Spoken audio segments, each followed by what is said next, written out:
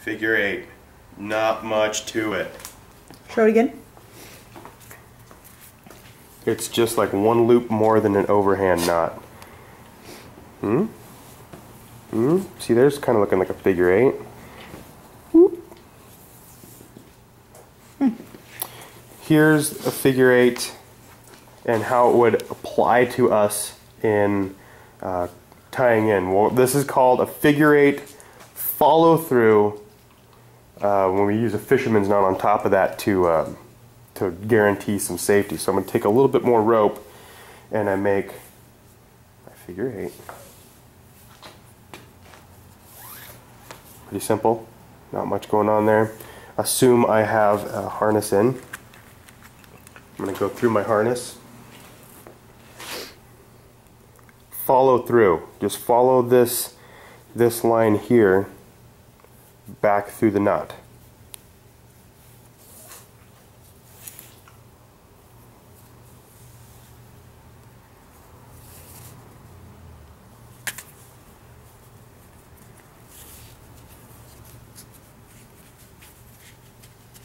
Figure 8 follow through. This is a good knot we tie into our rope with, our rope team with.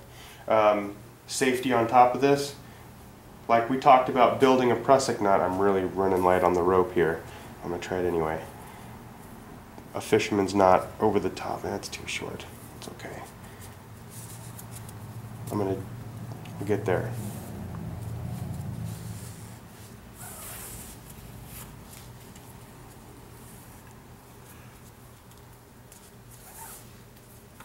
Some more length. 1, 2.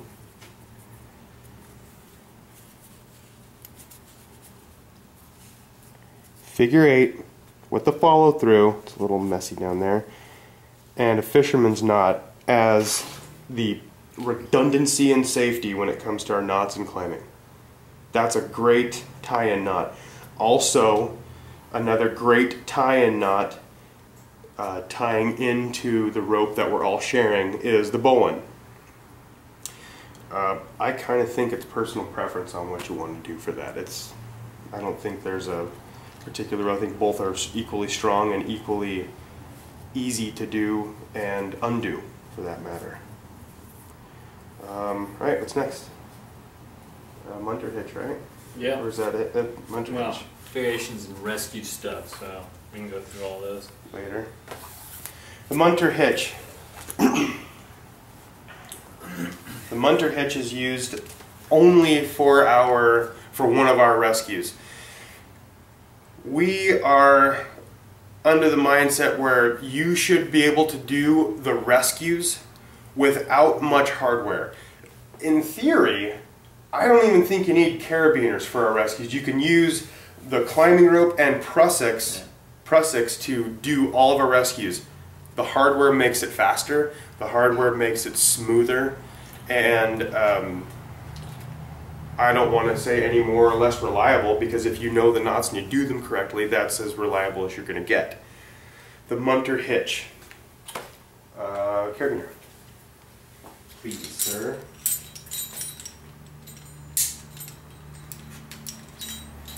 I thought you said you just didn't necessarily need carabiners.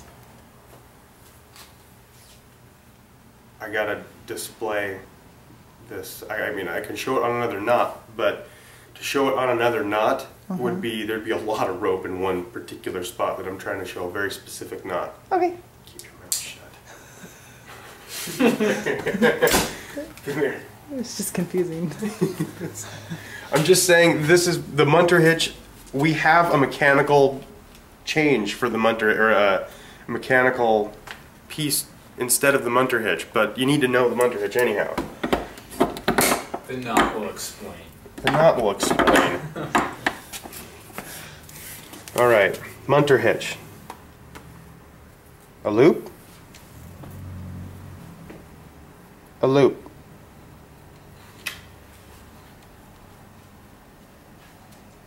And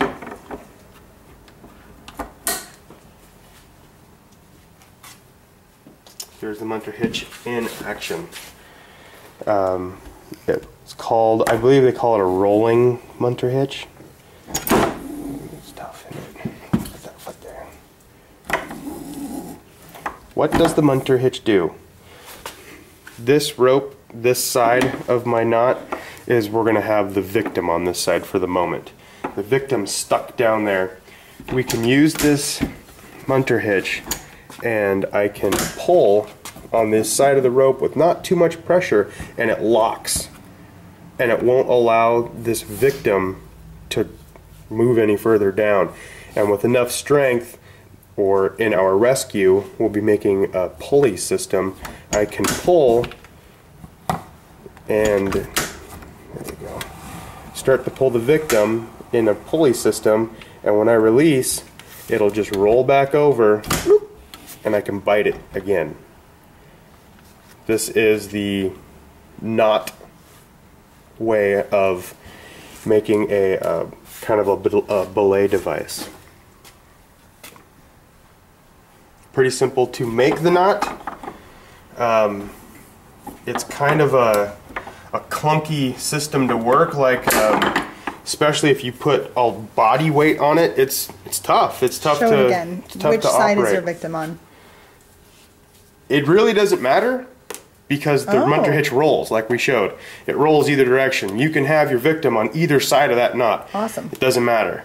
But to tie it, you can, I always just kind of tie it in the same direction. Oh, that's opposite of what I did last time, isn't it?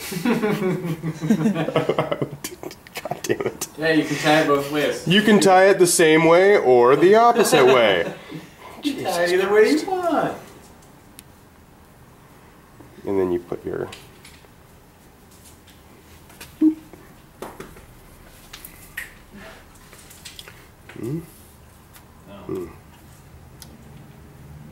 I don't know why, but when I was trying to remember how to do this knot, I don't know why, but I always pictured an elephant.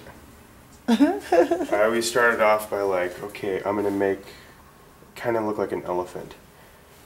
So in my, I see a trunk and then the ear. And I'm like, well, I just gotta make the other ear. And that's just, I guess that's just how I memorized it. I don't know if that helps at all. Okay, that's it. Good? Okay. Okay. What we're gonna show now is how we do our unassisted victim rescue, or our Z-line drag. What we're gonna use as our victim is that propane tank. So Kayla and Derek can help do everything else with me and whatnot. We'll talk about snow anchors after this. For our snow anchor, we're going to use this tree, that prusik line, and that carabiner, just so we can show the Z-line drag. There's no snow to make a snow anchor, so I don't want to do it that way. It's a lot longer. So here's the situation. Our victim has fallen into a crevasse, and the reason why we do this rescue is it's the worst, it's the most complicated, and it's the hardest to do because this is our victim. We can't see them and we can't communicate, whether they're just out of sight, we can't hear them, or they're unconscious, we don't know. More than likely this will never happen, but we need to know how to do this. So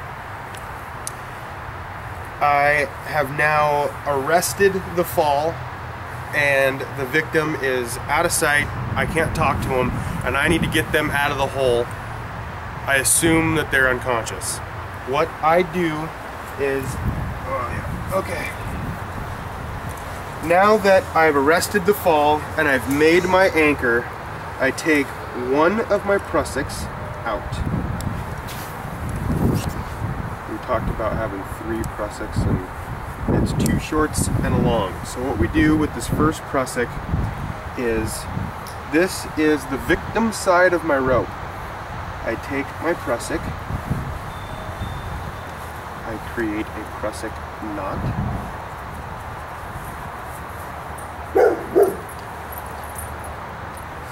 Now I can attach the prusik Pause, please. Okay. Okay, we got rid of the dog barking. I arrested the victim. I made my anchor. I took my prusik off of my harness.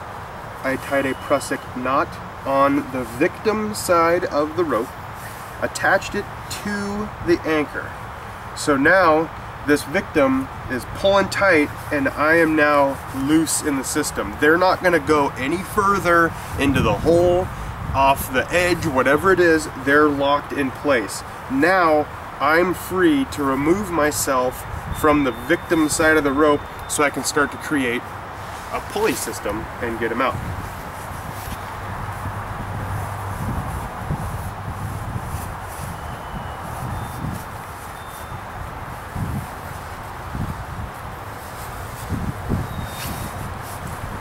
Okay.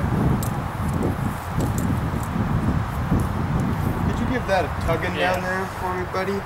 Thank you. Oh, that's good.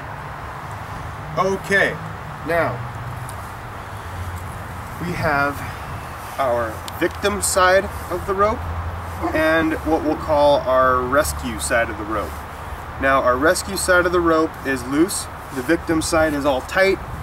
I can make a munter hitch here and attach it to this anchor or another anchor.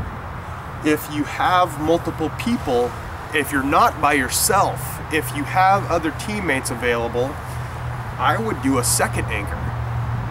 If you're by yourself, if you're the guy that's saving the whole team, that's why we're using a pulley system. In theory, you should be able to make enough pulleys you can pull the whole team out. I guess that's the worst possible case scenario. Start with the munter hitch. Take another carabiner. There, just for the moment.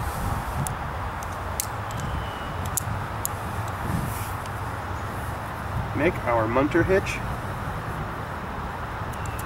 Lock the munter hitch in.